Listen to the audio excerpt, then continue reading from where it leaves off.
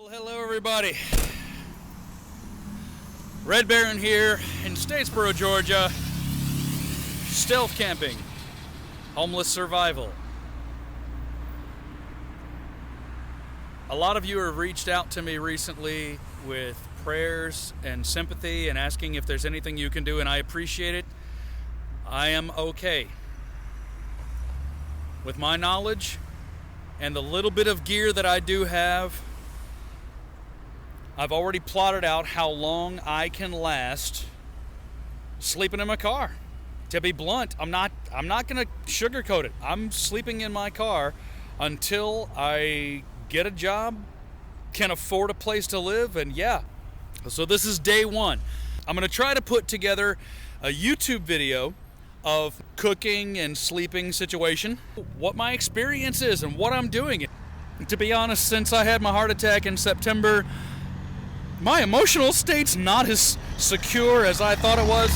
I'm making my rounds today to see who has any options available for me. So that's my purpose today. What are my options? What do I have available? I plan on camping out in my car. I was able to find one good warm bed for the first night. But after that first night, the only thing I'm allowed to do is I can set up my computer so that I can visit every few days, check emails, apply for jobs. My time at that location is limited. My primary focus with my computer, so I'm going to push off streams until I can get all of the information, all the photographs of my daughter, all of her files and things from my computer moved to the external hard drive, the family stuff, and give her a copy. That way I can unplug that disk, that hard drive, and just hand it off. She's got everything that I have. Now we both have all the 12 years of wonderful life with our daughter captured in film or video or documents. 12 wonderful years, my daughter never having to ask where her daddy is. We're going to close that chapter today. We're going to open a new chapter. The new chapter is survival, stealth camping. Okay, so living out of your car, 101. If you don't want to leave the city limits, you gotta find somewhere to sleep through the night. So what I'm doing right now is I'm driving past everything in Statesboro. That's the small. We got Longhorns over here, Chick-fil-A coming up. And I'm going to pull over into this huge parking lot that used to be Kmart. I know I'm telling everybody my location. Oh no, but I'm not going to post this today. This is day one of me being homeless after I was kicked out of the apartment, no longer allowed to live with my kid. I said some terrible things. I can't take them back, and I can't apologize for it, and now I'm homeless. But here is my adventure for all of you to enjoy.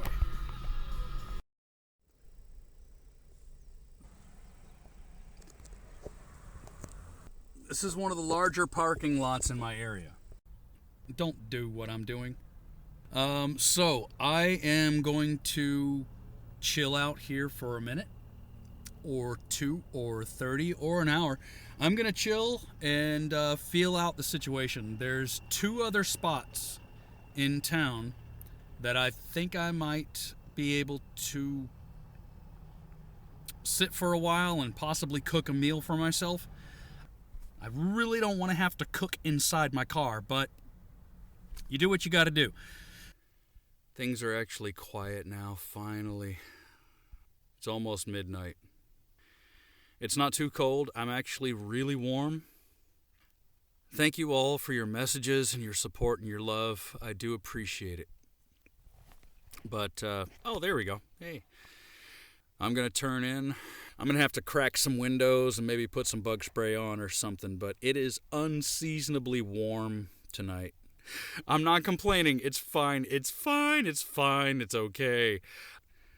While I camp in my car. Night 1. Well, technically night 2, but day 1. The end of day 1 of being homeless. I'm happy you're here. Be smart. Please stay safe out there. And thanks for bearing with me. Hey everybody, day 2 here. It's evening, just as cloudy as it was yesterday. I'm back out here at the small area in Statesboro. Oh, I am out of shape. Past couple days, the past day and a half, I guess 2 days, whatever, of staying in the car, it's been rough. But I got enough water, I got enough food, I should be okay.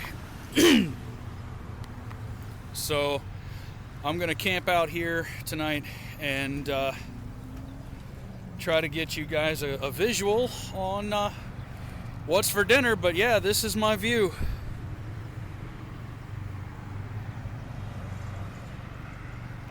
That is my that's the view from my dinner table. All right, guys, day 2. I'm trying to hide. I've got my headlamp on. I'm going to try to show you guys what I'm working with here. Okay, I know you can't see it right now, but I'm going to put my headlamp on real quick. There you go. Okay, I've got my small can of fuel to cook on. I have something to put the pot on. This one is cool. They're very cheap. They got these little legs that you can stand up. And this is my cooking pot. I've had this for a long time. A good buddy of mine gave it to me. And tonight's dinner is going to be beef with vegetables. Oh, hell yeah. Okay, so I got the can open. Oh, shit. Let me turn on my light here. Here we go. All right, we got the can open. We got our soup right there. We got our cooking pot. Then we got our cooking thing. Now these are really great. You just strike a light inside of them and you can actually see the flame. Oh, that's great. That's great.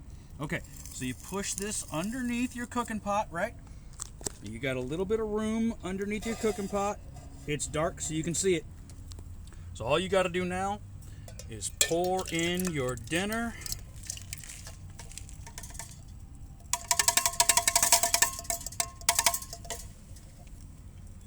Anything left in there, because this is soup to go, you can just pour some water in there and drink it.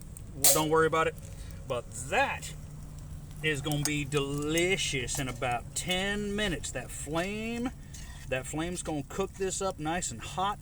It's not a concentrate or anything. It's a soup that doesn't have concentrate, I don't think. Just soup. What is it? Food Lion, hearty beef, vegetable.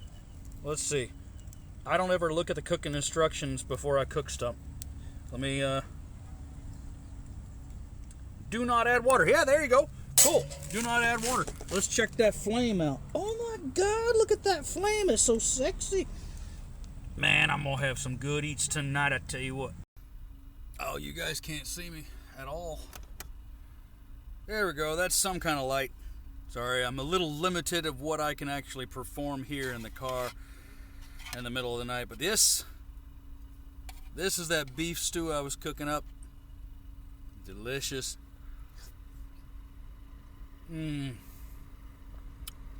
Oh yeah.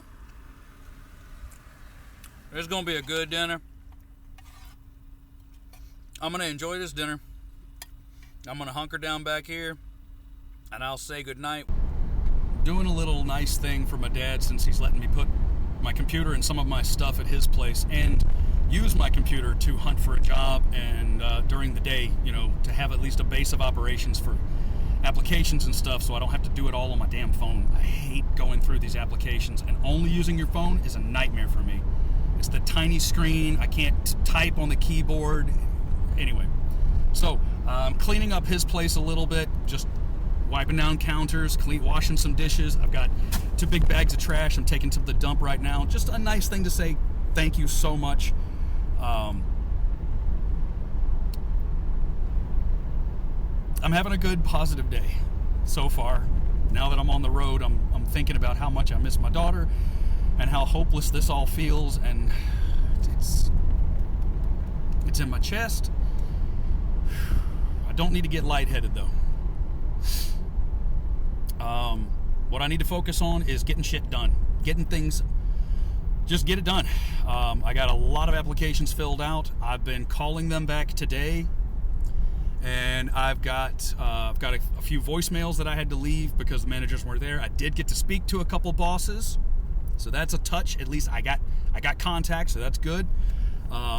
Most of them, however, are the automated service that just refers you to the website, and you have to wait because it's a third-party company that doesn't even work for the company that you're trying to work for, and I really hate that third-party website crap. I hate it. I miss the days where I could walk up to a business, fill out a paper application, sit there and wait until the manager on duty wasn't busy, and present my case. If I get to interview in person, I get the job. Every time I sat down for any interview, I got the job. All through my 20s, my 30s, everything I ever applied for, I got the job if I was able to meet the manager. Because they see the energy. They see the very bearing, the presence that I bring, my drive. They see it, but you can't see that online. Anyway, this is just par for the course. This is how you get a job today. So I'm gonna go dump this trash, and then I got another bit of good news for you to share. There we go. Okay, got the trash taken out. Heading back out to the house that I got my stuff sitting at. Again, my dad's been really generous to let me put my computer up in there and use the internet. Store some of my gear that I don't really need right now because it's not terribly freezing. You know, we are in the middle of winter, but it feels like spring. Yay, Southeast Georgia. Anyway, got some good news. I contacted a place that I used to work a long time ago. I used to deliver food for them. I made plenty of good money. Now, my gas mileage in this vehicle sucks way more than the old one. The old one was getting 20-something miles to the gallon. It was really nice. This one's only getting 13. So that's going to hurt. But talk to the boss. As soon as I fill out the application, I'm going to send him a text message and talk about getting bags and getting set up to start delivering again. So as long as the application goes well, it should. There is some light at the tunnel. There is some light in my tunnel finally that I'll have some kind of income. Hey guys. Just having a sandwich real quick. Taking a break from applying to all the jobs online. And I got a little bit of time while I'm on a break here to show you my setup. I'm out here at Dad's place. He let me put my computer in the house so that I can use it. Trying to apply and do all this stuff on just your cell phone, it's really hard. The applications don't resize to your phone and stuff, and it's a nightmare to try to do all of this on my phone.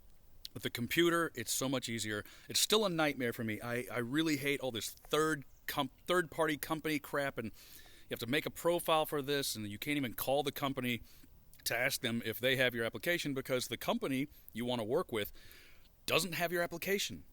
It's a whole different company that they employ or pay to run their hiring for them. And you call that number, or there isn't a number, or you try to email them, but it's all no-reply emails. And if you do get somebody, it's a call center. It's a nightmare. So, anyway, I wanted to take an opportunity while I've got all of that running and I'm taking a lunch break to show you my little setup here. So, right here in the front, I've got my delivery food bag from when I used to work for a delivery company that can keep food hot or cold for a little while longer. It's going to be great if I can get a delivery job. This is going to come in handy.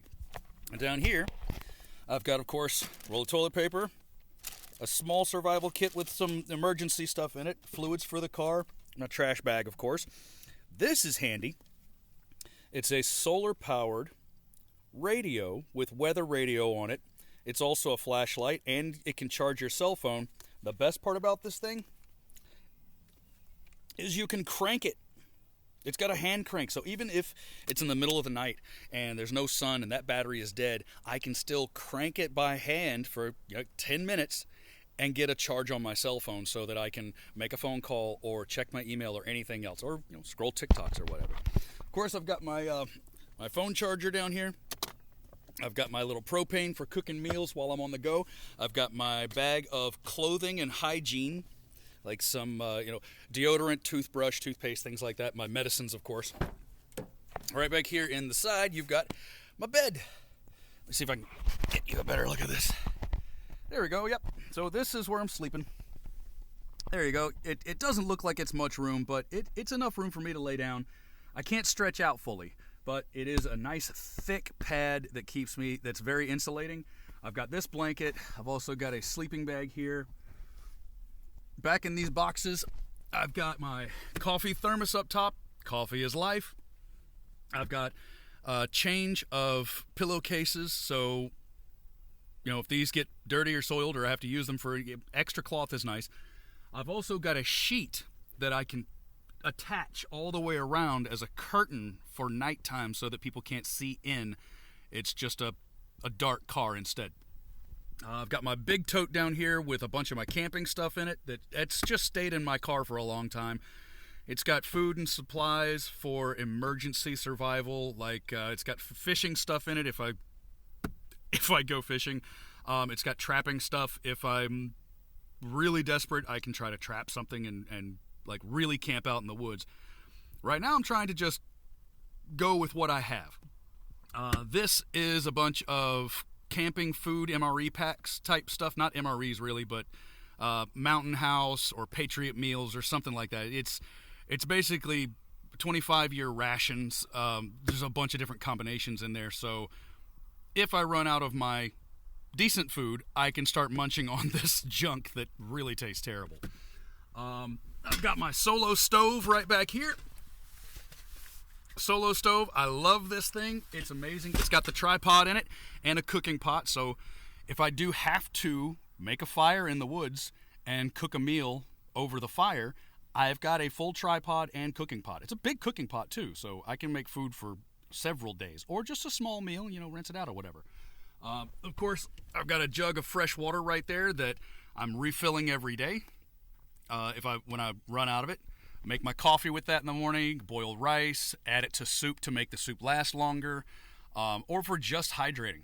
I'm really pushing myself and I'm working up kind of a sweat every afternoon. So it's nice to have a hydration on the go.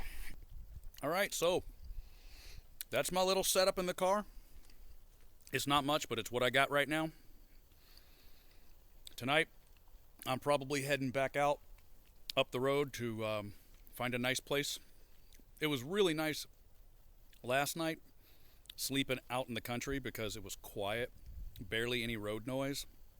Sleeping in the car in town, it's very loud, difficult to get to sleep, and I don't really feel comfortable.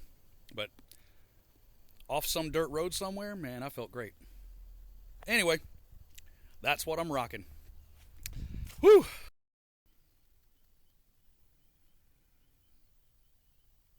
Well, here we are again. I hope this video turns out alright for you guys.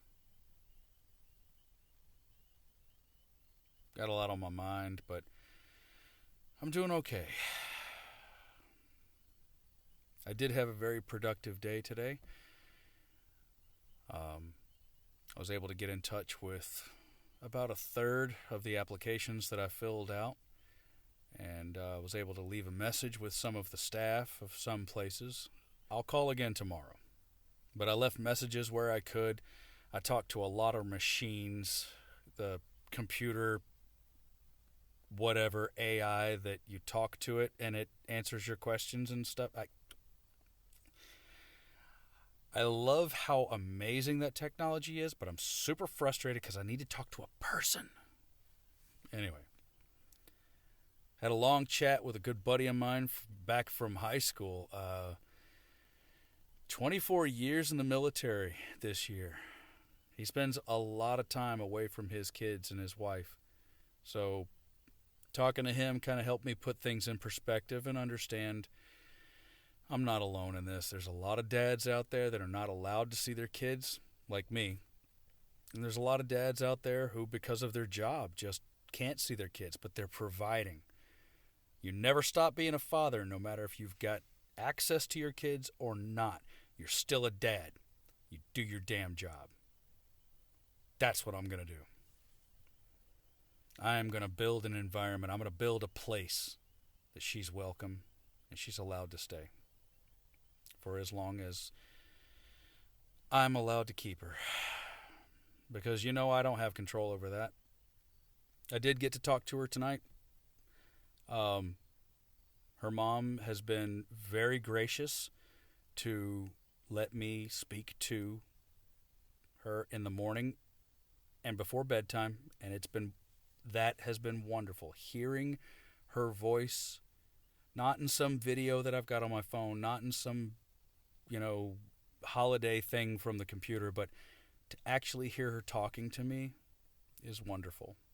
Tonight, after I talked to her and sent her off to bed, I did break down into tears. I blubbered like a baby. I should not have opened up. Once again, guys, I know there's a lot of people out there today that say, oh yeah, you got to express your feelings. You got to open up as a man. You got to, it's 2024. Don't. Strongest emotions, not that you would ever do it, but how you feel. You might just find yourself sleeping in a car on some country road, praying that someday, soon, you get to hold your little girl again. When you get angry, just shut up, clam up, don't express yourself. You need to get these feelings off your chest. You're going to scare them so badly, it's going to cause a lot of pain, and it's pain that you can't take back. Filter it somehow, cut it in half, or to not get you where I am. You can either tell them what they want to hear, or tell them nothing at all and just keep providing the best way you can. Being honest with how I feel is exactly what got me where I am. Anyway, y'all, I'm going to get some sleep tonight. Wake up bright and early tomorrow. I've got more applications to fill out for everything that I missed the past 2 days. And then I was told that I get to have a video call with my daughter tomorrow while we draw pictures together and read stories. And I am so looking forward to it. I haven't been able to see her. And even though it's just a video call, it's something. I love her so much. Then Saturday, I can't remember. Tomorrow night, but the next night, night 4, night 5, I can't remember. Honestly, I'm losing track of what number the day is, but I've got a meeting with a local delivery service to get my paperwork signed and get bags, and I'll be ready to rock with them. Like a regular job for 3 days, and maybe a part-time job for a couple days, and then delivery after each one of those so that I can have maybe some weekends free and, take my daughter camping. Again, thank you guys all for your love and support. It really helps to keep my head on straight during this time.